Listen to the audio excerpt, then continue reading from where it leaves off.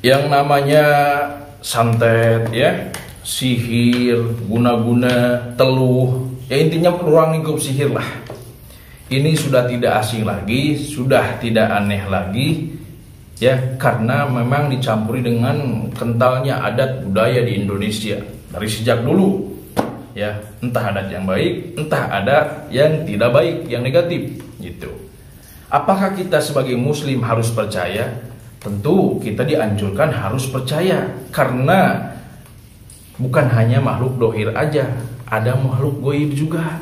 Allah menciptakan makhluk yang tak kasat mata juga, yang tidak bisa dilihat oleh manusia ya. Bagaimana cara berlindung dari hal-hal yang goib, Kang? Gitu kan pertanyaannya. Ini masalah guna-guna nih, nanti saya bahas. Bagaimana cara berlindung dari yang goib, serangan goib atau orang yang berbuat dolim melalui perantara hal yang goib. Seperti apa ini, Kang? Tentu ini sangat sederhana ya, sangat sederhana, cuman memang agak berat gitu dijalaninya. Hanya bisa diucap di mulut gitu ya, harus dengan hati dan pikirannya meyakini. Ketika kita ingin terhindar dan terjaga dari hal-hal yang goib, apalagi orang yang berbuat dolim melakukan perantara dengan meminta bantuan kepada yang goib, jin, setan, dan yang lain sebagainya, dengan bangsa-bangsanya, intinya bangsa jin lah, seperti itu. Bagaimana cara melindungi diri kita? Tentunya dengan berlindung ke yang maha goib. Siapa yang maha goib? Allah Subhanahu wa Ta'ala. Tidak ada lagi. Ketika memang pikiran, hati, akidah kita selalu bersandar, berpegang teguh dengan tali Allah, maka wallahi tidak ada ya, tidak ada yang bisa melukai diri kita. Entah diguna-guna, entah dikirim dengan penyakit, atau dari kemasannya santet dan yang lain sebagainya, atau merusak usaha dan yang lain sebagainya. Tidak ada. Tidak ada. Apa yang bisa menyebabkan itu ada? Kita yang membuka diri ya, meyakini dan mempercayai itu beda. Percaya akan hal seperti itu ada, ya harus, karena memang ada hal goib ya, kita dianjurkan untuk percaya dengan adanya yang goib, karena Tuhan kita juga maha goib, seperti itu. Tapi jangan meyakini dengan mengikut sertakan pikiran, hati, perasaan kita kepada hal-hal semacam itu. Fokus saja. Hakikatul insan sebagai manusia ya, hakikatnya sebagai manusia hanya beribadah. Ikhtiar kita ya, kewajiban kita ya, sunahnya, wajibnya, udah fokus itu aja. Jangan pusing-pusing mikirin hal-hal semacam itu, apalagi dicampur adukan ya. Udahlah. Tapi kan gini, Kang, gitu, kita bisa aja kuat, kita bisa aja kokoh pertahanan kita dari serangan orang-orang yang dolim, karena memang ada gitu. Yang bilang nggak ada karena memang belum merasakan gitu, atau mungkin tidak peka, atau mungkin mengabaikan, atau mungkin pikirannya terlalu bebas karena mungkin mengikuti dunia luar, sehingga dengan hal-hal semacam ini tidak tahu. Karena memang orang yang tahu semacam ini karena orang yang membuka diri, atau orang yang memang pengetahuannya luas, seperti itu ya. Kita memang kokohkan, kita bisa saja menahan karena kita selalu berpegang teguh pada tali Allah. Tapi istri kita, anak kita, keluarga kita, itu bagaimana, kan? Ya karena memang banyak orang yang melakukan tindakan-tindakan seperti ini, merusak tidak ke suami tapi ke istrinya. Contoh, merusaknya rumah tangga, untuk memisahkan rumah tangga seseorang agar hancur sehancur-hancurnya. Banyak ciri-ciri efek dari guna-guna, contohnya ya, banyaklah ya, bisa 10 poin, entah 5 poin bisa saya bahas di sini juga.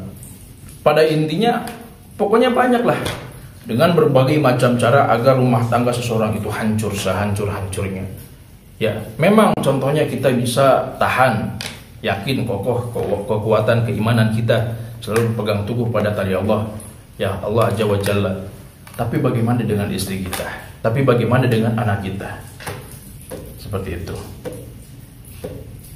Banyak hal yang harus kita lakukan ketika, apalagi kita sebagai pemimpin rumah tangga, imam suatu keluarga, haruslah bisa memberikan edukasi kepada keluarga kita yang sedang kita bangun. Ya, terus membentengi bukan hanya diri kita, ya, entah usaha kita, entah rumah kita, entah ruang lingkup keluarga kita, dengan cara-cara yang islami, yang tanpa mencampur adukan dengan hal-hal yang goib juga. Karena hal-hal yang goib itu sama saja kita berjalan di atas tali, tipis besar kemungkinannya terjatuh.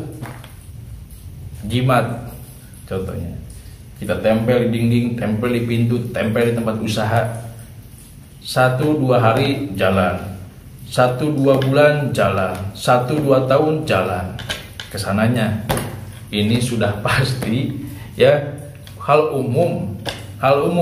Ketika rusaknya usaha, rusaknya rumah tangga, rusaknya kehidupan, makin rusak dicampur dengan hal yang goib, karena ada makhluk yang lain ikut serta dalam tindak tanduk yang kita lakukan selama ini.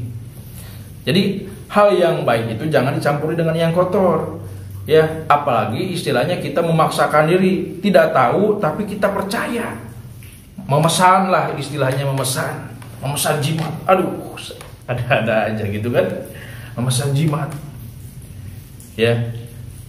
Jadi harus hati-hati juga. Bagaimana istilahnya cara menyembuhkan orang-orang yang terkena gangguan guna-guna, contohnya, Kang, istri saya jadi beda sikapnya, atau usaha kita tiba-tiba hancur, tiba-tiba seperti ini dan itu. Bagaimana caranya? Ya, tentu tidak bisa saya sebutkan di video juga, ya.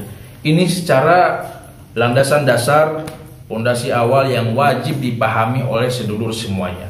Bagikan video ini, silakan. Bagi istilahnya praktisi kalangan yang sering membuat jimat tanpa melihat orang yang didasari dengan keimanan atau akidah yang kokoh, asal yang penting ada ini, kasih aja. Ya, ini yang dikatakan oleh guru saya merusak orang lain, membodohi diri sendiri sekaligus membodohi orang lain. Tidak ada keberkahan di situ. Tidak ada keberkahan. Yang mengatakan bukan hanya guru saya. Ya, setelah saya kaji pun memang faktanya seperti itu. Menyimpang dari ajaran atau berbenturan dengan syariat Islam, itu bisa merusak akidah, keimanan. Karena perkara yang goib itu rawan terjatuh, wajib hati-hati. Kalau mau normal sekalian.